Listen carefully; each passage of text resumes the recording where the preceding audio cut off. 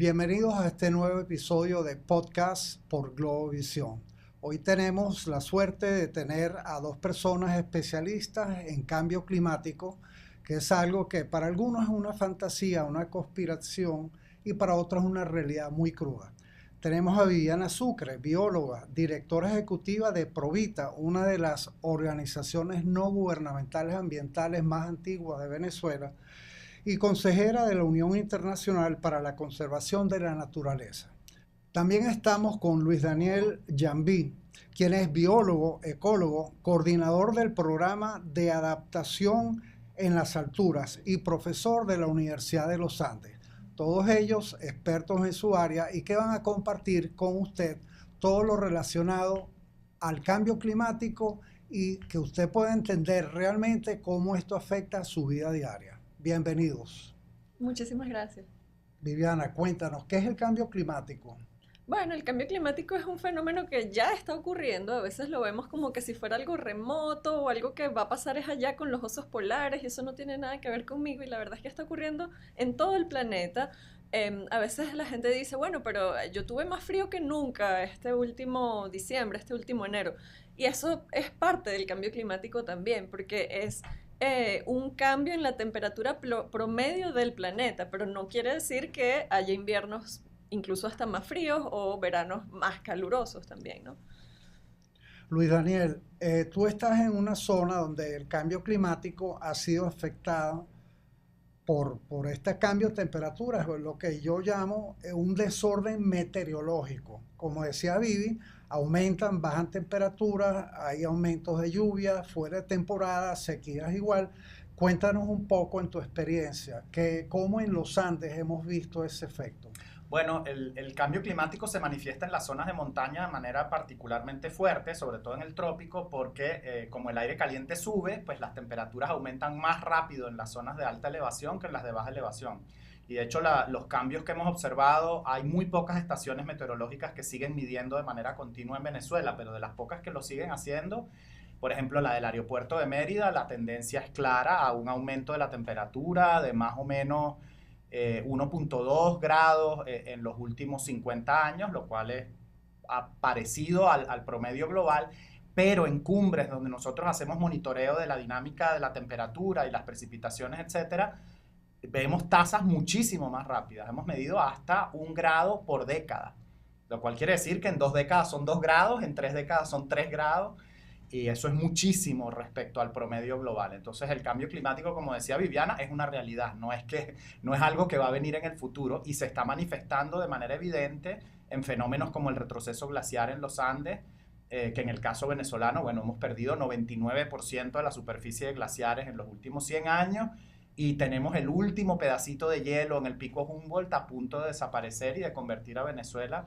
en el primer país sin glaciares de los Andes. Explícanos por qué un glacial es tan importante, porque mucha gente dirá, yo no voy a los Andes, yo no subo cerro, pero hay una función, un servicio ambiental que prestan los glaciares. ¿Puedes, por favor, comentarnos? Claro, el tema del retroceso glaciar tiene varias dimensiones. Una que para mí es fundamental es la dimensión cultural. O sea, Mérida es la ciudad de las nieves eternas y descubrió, como decía mi amiga y colega Alejandra Melfo, que la eternidad tiene fin. Y que de hecho desde la ciudad de Mérida hoy en día no se ve ningún glaciar. O sea, el glaciar del Bolívar que estaba enfrente desapareció en el 2021. Eso implica un cambio total cultural para la ciudad. Bueno, los glaciares estaban en los billetes de más alta denominación de Venezuela, en todo paisaje o afiche turístico de Venezuela hay una playa del Caribe, el Pico Bolívar con su glaciar y la Gran Sabana, ¿no? Y los tepuy.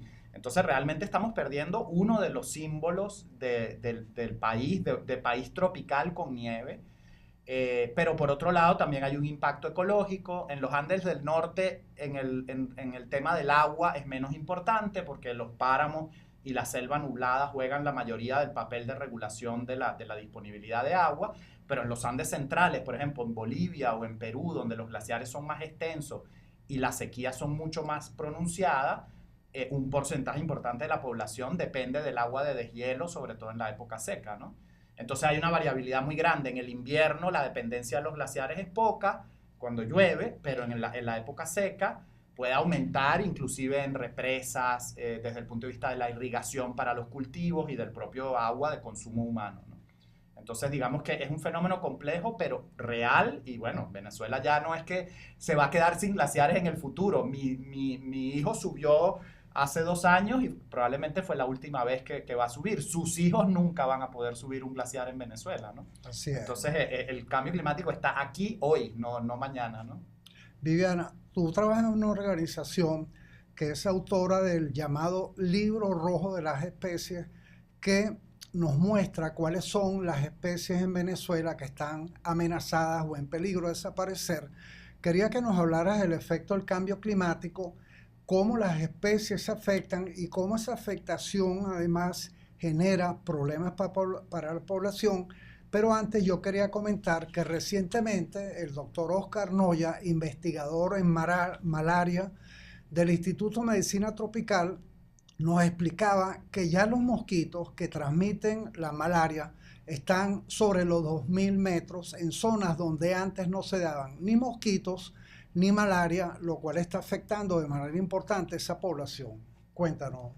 Y ese es un ejemplo tal cual de lo que pasa con las especies, ¿no? Como comentaba Luis, la temperatura va aumentando y eso va cambiando el hábitat donde las especies solían estar. Entonces, muchas especies como que van subiendo hacia las temperaturas más frescas, digamos, donde normalmente habitaban, pero ¿qué pasa con las especies que ya estaban más arriba? ¿Para dónde van a subir? ¿No? Desaparecen.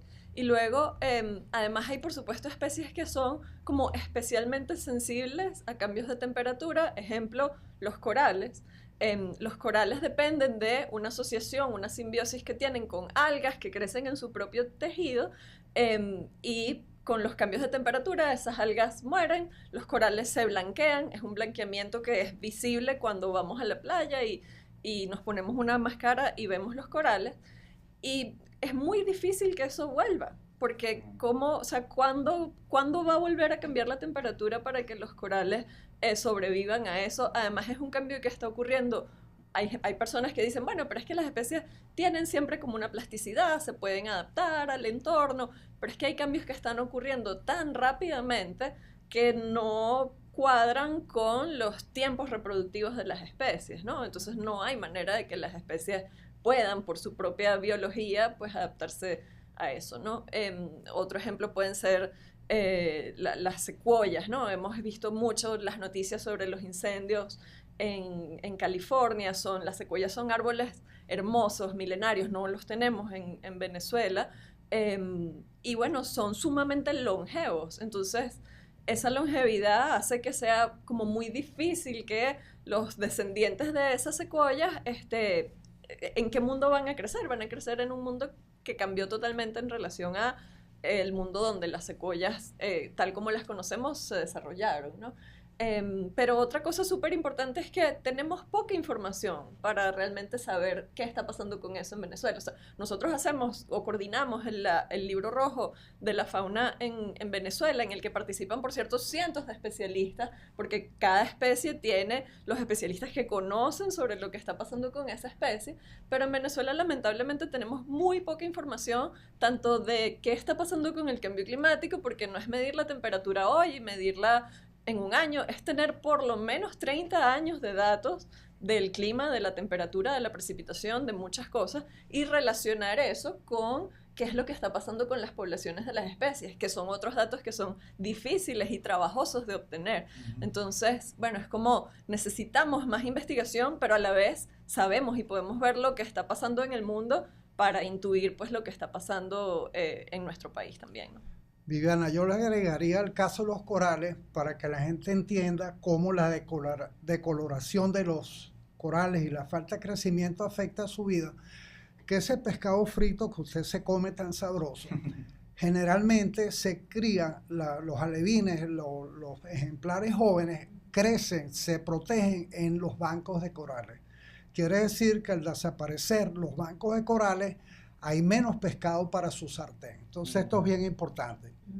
Si todavía usted cree que el cambio climático es una conspiración de un grupo muy específico, yo quería llamar a su atención el hecho que, de acuerdo a Naciones Unidas, más de 10 millones de personas mueren por la contaminación de dióxido de carbono, CO2, ¿verdad? Y otros millones quedan incapacitadas, por lo menos parcialmente. ¿Qué quiere decir esto? Que le invitamos que si bien usted puede no creer en el cambio climático, si quiere que su salud, especialmente si tiene problemas respiratorios, nos ayude a mitigar la emisión de gases de CO2 y otros gases que son los que crean el cambio climático. Luis, Daniel, cuéntame un poco cómo tú mencionabas que uno de los efectos que había tenido el cambio climático en Mérida había sido la destrucción parcial, casi total, de una de las poblaciones. ¿Tú nos puedes contar esa experiencia? Claro, esa es otra de las dimensiones del cambio climático. Y ahí quería retomar también lo que decía Viviana. Es verdad que ha habido históricamente cambios en el clima y que la Tierra ha pasado por periodos en que era una bola blanca o en donde no había glaciares, dependiendo del momento. La diferencia es la velocidad con la que están ocurriendo los cambios, ¿no? Y ella lo mencionaba, las especies tienen una capacidad de adaptación que evolucionó durante millones de años, pero las estamos sometiendo, por ejemplo, en el caso de los Andes, a tasas de cambio de los glaciares y de las temperaturas y de las precipitaciones que están multiplicadas por 10. Es decir, los cambios son 10 veces más rápidos hoy de lo que fueron históricamente. Además, se da muchísima más variabilidad. Entonces, claro, hay años secos, hay años húmedos. Sabemos que con los fenómenos de la Niña y el Niño a veces tenemos años muy, muy húmedos, años muy, muy secos, años más calientes, años más fríos. Este invierno fue particularmente frío.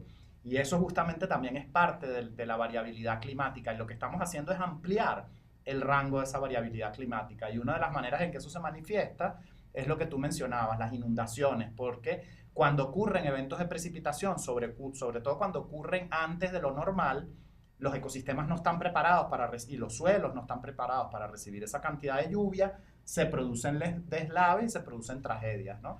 Históricamente en Venezuela hemos vivido varias, el deslave que afectó a La Guaira y que cambió completamente la línea de costa, el desastre de Santa Cruz de Mora, lo que pasó en las Tejerías. Entonces todos esos son ejemplos de eventos climáticos que han asumido una magnitud de mayor dimensión, son más extremos y que por lo tanto tienen un impacto muy grande. Que han ocurrido en el pasado, por supuesto, pero cada vez se están haciendo más frecuentes y más severos, ¿no? Correcto. Bueno, fíjate que esto que tú mencionas de Santa Cruz de Mora fue una población devastada por unas inundaciones. Yo le recuerdo a usted que nos ve por este podcast que la Misión Vivienda nace en el año 2011 a consecuencia de una vaguada en diciembre del 2010, plena temporada de verano, que generó más de 100.000 damnificados, o usando otro nombre, con migrantes climáticos. ¿Qué quiere decir? Que en un periodo entre 24 y 72 horas, más de 100.000 personas tuvieron que abandonar sus bienes, sus casas y ser alojados en el poliedro, hoteles privados que tomó el gobierno de mediano y gran tamaño, inclusive oficinas ministeriales alojaron a estos damnificados. Entonces, si usted no quiere convertirse en un migrante climático, por favor ayúdenos a mitigar el cambio climático.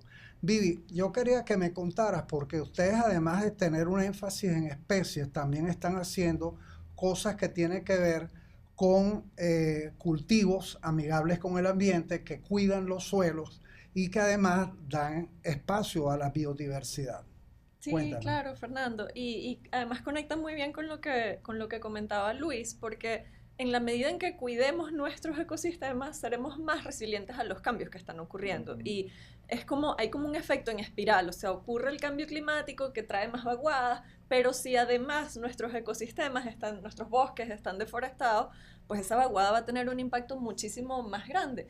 Y con otra de las investigaciones que hacemos, que se llama, es una plataforma donde hemos analizado cómo ha cambiado el territorio de Venezuela, en una plataforma que está disponible para todos, se llama MapBiomas Venezuela. Vemos que en la historia de nuestro país ya hemos transformado un 22% de nuestras coberturas naturales. Eso es más de un quinto del país que dejó de ser el ecosistema natural que era y se convirtió en agricultura, en urbanismos, en minería, en diferentes usos humanos.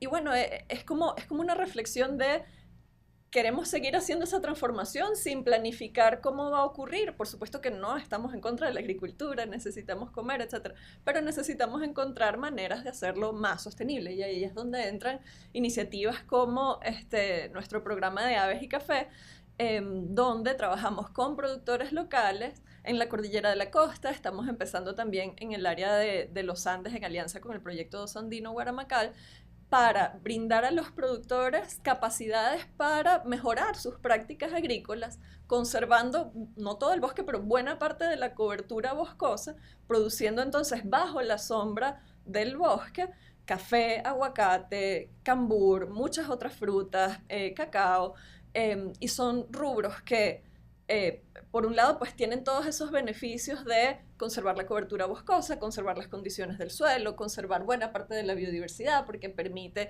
que sea hábitat para aves, para insectos, para hongos, para epífitas, para muchas especies, pero que además terminan siendo cultivos de mejor calidad, mejores para nuestra salud porque es cero agroquímicos, cero fertilizantes, cero pesticidas, y que además, como son de mejor calidad, los productores los pueden vender a mejores precios. Entonces, es una escala muy pequeñita la cual nosotros trabajamos, pero es totalmente replicable en muchísimos lugares de nuestro país. Entonces, es como encontrar esas soluciones para hacer las actividades que necesitamos hacer, pero de manera más sostenible.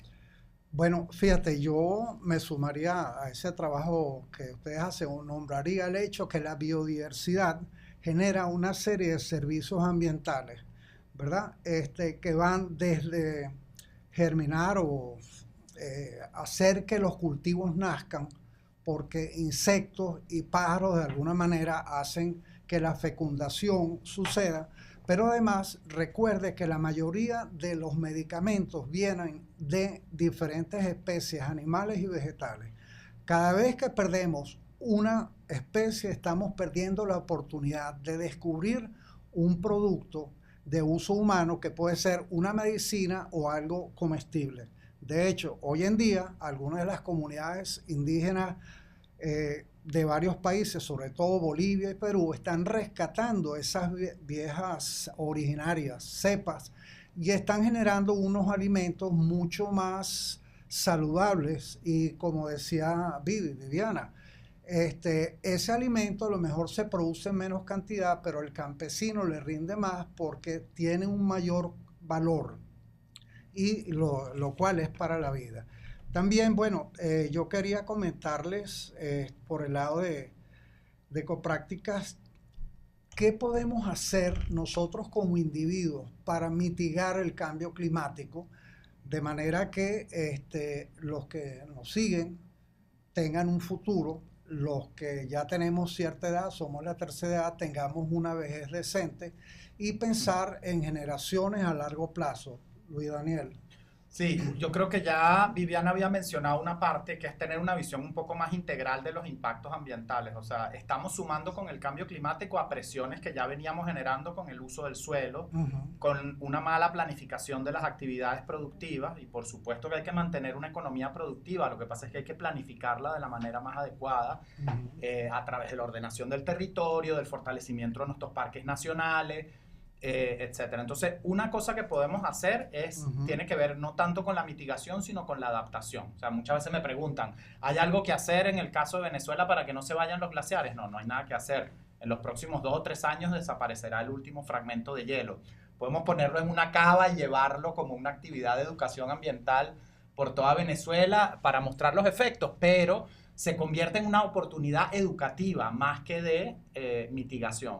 Ahora, desde el punto de vista de la adaptación podemos hacer mucho. Donde estaba el glaciar, ahora hay unos ecosistemas nuevos, muy frágiles, en donde, por ejemplo, las actividades de montañismo y del turismo deben hacerse con toda la responsabilidad del caso. Se están ensamblando ecosistemas nuevos que no existían.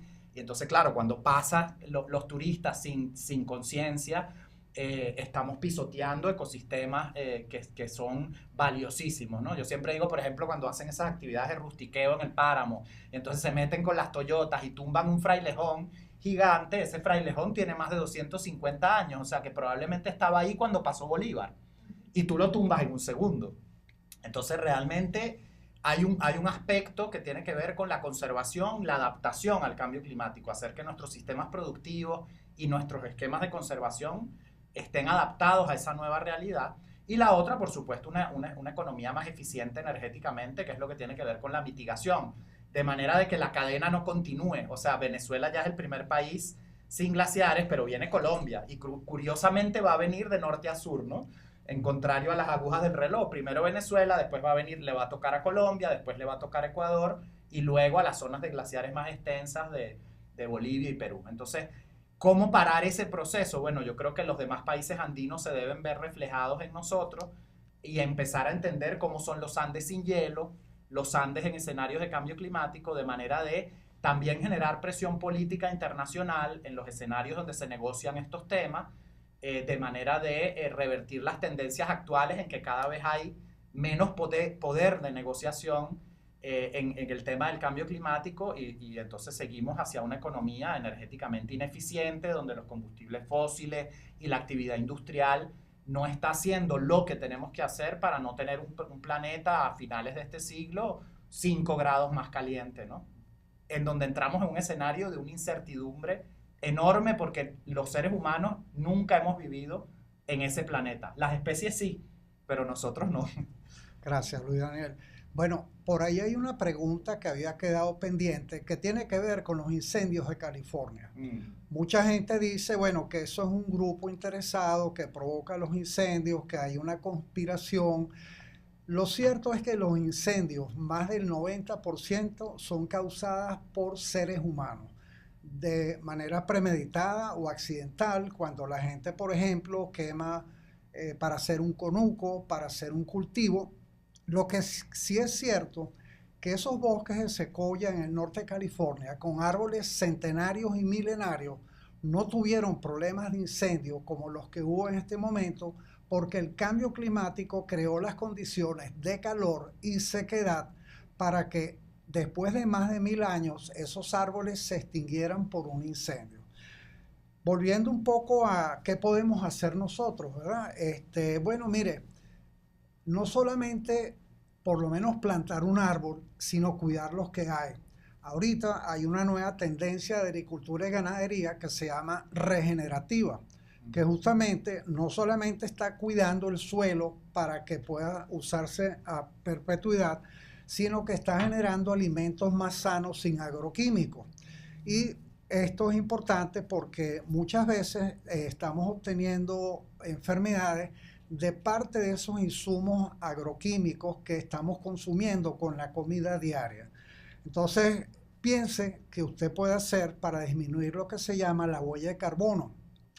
La huella de carbono va desde cosas tan sencillas como dejar de usar bolsas plásticas y usar bolsas reusables por mucho tiempo, sembrar árboles, ser consciente con el uso de los vehículos automotores que sean de su propiedad. Y hay una serie de cosas de tipo práctico que, bueno, ustedes pueden ver en diferentes organizaciones como Provita, Ecopráctica, que pueden seguir, pero sobre todo generar presión social para que los decisores tomen las decisiones adecuadas para que esto no funcione.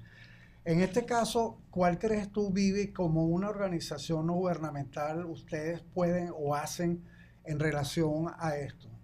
Lo primero es como compartir información, ¿no? Convertirnos en ciudadanos informados de lo que está ocurriendo y del rol que nosotros tenemos en eso, tanto a nivel individual como a nivel colectivo. O sea, sin duda, yo constantemente pienso en cuáles son las cosas que estoy haciendo que tienen un impacto y minimizo mi consumo, minimizo mi uso de plástico, minimizo el transporte. En fin, los impactos que yo a nivel individual tengo, pero tenemos que sumar entre todos y tenemos, como bien decías tú, Fernando, que presionar a los decisores porque hay soluciones que tienen que ocurrir a escala, ¿no? O sea, que es muy difícil que nosotros de manera individual, aislada, y bueno, no por nada, todos los años hay una reunión de la Conferencia de las Partes, la COP, de cambio climático. O sea, Naciones Unidas todos los años se reúne a discutir sobre cambio climático. Ya eso es reflejo de que es real, de que es importante, de que tenemos que tener acciones coordinadas, porque por mucho que, incluso por mucho que el gobierno de Venezuela dijera hay que frenar ya la pérdida del glaciar, es imposible, porque no hay una acción concertada que de hecho debió ocurrir hace décadas para frenar el aumento de la temperatura que estamos viendo y que va a acabar con nuestros glaciares en el muy corto plazo y que va a acabar con los de Colombia después, ¿no? Y bueno, este año hay una conferencia de las partes de cambio climático que va a ser en Brasil, va a discutir un montón de temas de la Amazonía, pero entonces, y aquí no lo puedo evitar, vienen las incongruencias. Brasil para esa cumbre de cambio climático construyó una autopista en la Amazonía para que las personas tengan más acceso a la ciudad donde va a ocurrir la conferencia, aprovechando la excusa de la conferencia, a pesar de que es una autopista que ha tenido muchísima controversia y que ha habido muchísima resistencia de comunidades locales, de diversas partes interesadas. Entonces, bueno, es como pensar en la congruencia de las cosas que hacemos, ¿no? Y de como ciudadanos presionar a las medidas adecuadas, pero para eso tenemos que ser ciudadanos informados, que entendamos el problema de una manera integral, que entendamos nuestro rol en él y que entendamos cómo hacen falta esas soluciones a escala y esas decisiones que se decidan y se cumplan, porque todas estas conferencias de Naciones Unidas toman un montón de decisiones y a la hora de medir resultados son muy pocos los avances. Entonces, bueno, es como necesaria la presión en ese sentido. Y ahí es donde viene la presión ciudadana, ¿no?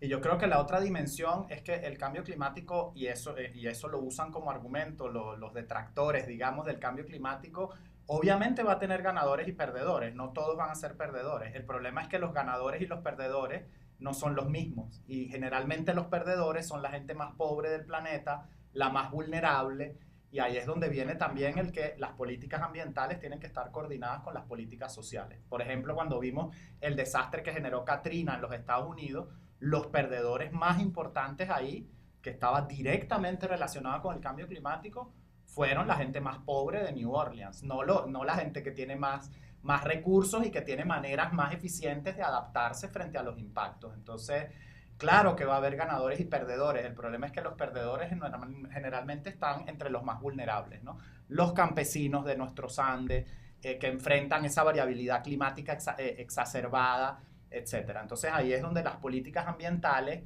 tienen que coordinarse con políticas sociales y necesitamos como ciudadanos hacer presión para que las personas que elegimos en los cargos de representación pública tengan el tema ambiental y social como una prioridad, ¿no?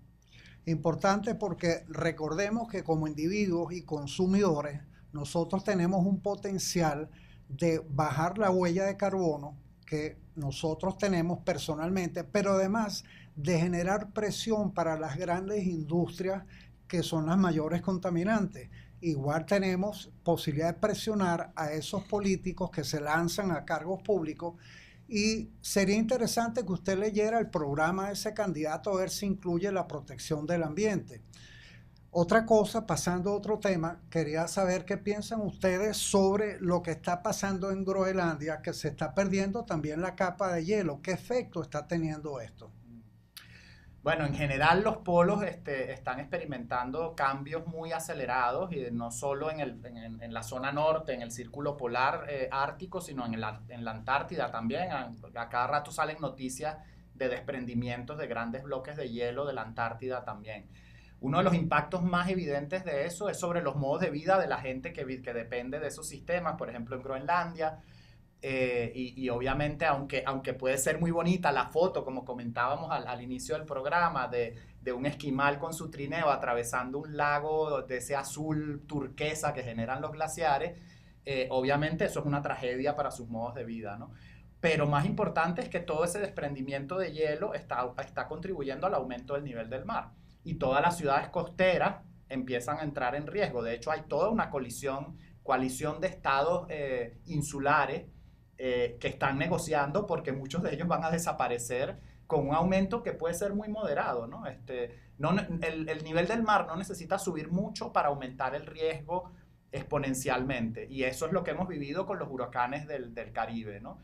cada vez son más severos y todas las ciudades costeras que tenían sus defensas, pues ese aumento del nivel del mar las hace cada vez más vulnerables, ¿no? El caso de Venezuela. En Venezuela, bueno, hemos visto, la costa de Vargas cambió por completo producto de un fenómeno climático, ¿no? O sea, que eso no es algo que vamos a vivir en el futuro, lo hemos vivido ya, ¿no? Correcto. Vivi, tú más temprano comentabas sobre qué pasa cuando se derrite ese hielo.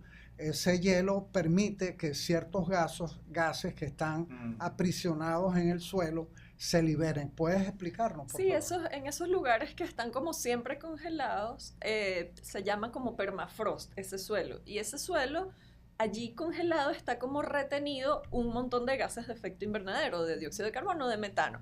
Entonces es como el calentamiento derrite este hielo, que a su vez emite más gases aún. Entonces es como un efecto en espiral donde el impacto que estamos teniendo a nivel global tiene un impacto en un ecosistema que agrava aún más esas condiciones, ¿no? Entonces, por eso es tan importante también lugares como la Amazonía, ¿no? Y mencionaba antes el tema de la tala para construir una autopista. No es solo el pedazo que se tala para construir la autopista, que de pronto si lo vemos a la escala de la Amazonía, pues no va a ser un área muy extensa. Pero es que sabemos que la construcción de un nuevo camino en la Amazonía es la vía de entrada para nuevos grupos que van a entrar a talar, a invadir terrenos y continuar deforestando. Entonces es como esos efectos en espiral de las acciones que tomamos y el efecto que tienen, ¿no? La Amazonía es también como un gigante reservorio de carbono, pero hay investigaciones que hablan de que ya se está emitiendo más de lo que está reteniendo por esa deforestación, que además se va acelerando en muchos lugares en función de las tendencias políticas que tanta prioridad se le da al tema ambiental. Y el aumento de las sequías en el caso de la Amazonía, ¿no? Hay que recordar que la Amazonía en un pasado no tan remoto eran sabanas y que realmente fue un cambio en las condiciones de clima del planeta lo que permitió que ahí exista una selva. Entonces, si revertimos y aumentamos las sequías, pues podemos revertir la tendencia y que esa zona vuelva a convertirse en sabana con la enorme emisión de carbono que eso mandaría a la atmósfera, lo cual tiene consecuencias impredecibles o muy difíciles de predecir sobre el clima. Pero además, baja en la producción de agua, porque así como el Amazonas aporta la captura de carbono, también el agua. Nos quedan menos de 5 minutos. Yo quería pedirles un cierre y que mencionen sus redes o una forma de contactarlos para que quienes nos están viendo puedan seguirlos. Bueno, para mí es como, tengo estas discusiones todo el tiempo, ¿no? Todo el tiempo me aborda, pero de verdad, eso es verdad lo del cambio climático, pero es tan así como dicen. Y yo les digo, mira, imagínate que es mentira, que yo me lo inventé, que el 99% de los científicos del mundo que están de acuerdo con esto, que ese 99% que son cientos de miles o millones, digamos que toda esa gente está equivocada. ¿Qué es prepararse para el cambio climático? Es mejorar nuestro sistema de salud, es mejorar nuestra infraestructura, es mejorar cómo producimos nuestros alimentos, porque es hacer una agricultura que pueda sobrellevar inundaciones, sequías, tener diversidad también de los rubros. Entonces, digamos que todo el cambio climático en el mundo loco es mentira. Igual prepararnos para el cambio climático es tener una sociedad mejor, o sea, es tener una sociedad mejor preparada, más inclusiva, que piensa, como comentaba Luis Daniel, en el impacto que hay en las comunidades más vulnerables y cómo incluirlas en las soluciones. Entonces, para mí es eso, es como veamos el cambio climático como una oportunidad de trabajar juntos como sociedad, de mejorar todos nuestros sistemas, porque el cambio climático es transversal a toda la forma como nosotros como especie, como humanos, vivimos en el planeta. ¿Tus redes, Vivi? Las redes de Provita, Provita-ONG. Luis Daniel. Sí, y yo creo que la otra dimensión o una que yo enfatizo mucho por mi trabajo como investigador y también en la adaptación al cambio climático es que el cambio climático es una de las evidencias más claras de que tenemos que basar la toma de decisión y nuestra actitud como ciudadanos en la evidencia y no en suposiciones, y por eso es tan importante el continuar apoyando los procesos de monitoreo de largo plazo. Nosotros venimos trabajando en los Andes, pero hay investigadores en Venezuela en diferentes ámbitos que también lo hacen en procesos de monitoreo de largo plazo. Eso implica un compromiso institucional de largo plazo, de nuestras universidades tan golpeadas, pero también de institutos de investigación, etcétera, en, por ejemplo, hacer seguimiento del proceso de cambio climático en los glaciares, pero nosotros también trabajamos en cumbres, trabajamos en parcelas permanentes en los bosques, y lo que estamos tratando es de generar evidencia sólida para poder tomar decisiones basadas en la mejor evidencia. Yo creo que eso es fundamental en ese caso. ¿Redes? Pues nosotros estamos en Condesan con el programa Adaptación en las Alturas, y lo pueden buscar condesan.adaptacionenlasalturas.org. Perfecto. Y ahí pueden buscar más información sobre estos temas. Bueno, a mí me queda primero agradecerle a Podcast habernos invitado, haber reunido este grupo de personas y que me hayan incluido a mí. Recuerde que los más vulnerables al cambio climático son juntamente la gente, valga la redundancia, de los sectores vulnerables económicamente, y dentro de ellos la mujer. Ellas son las principales víctimas del cambio climático. Y bueno, yo le invito a participar porque, como decimos siempre en nuestra campaña, sin su participación, ni el país ni el planeta van a mejorar. Gracias por habernos invitado.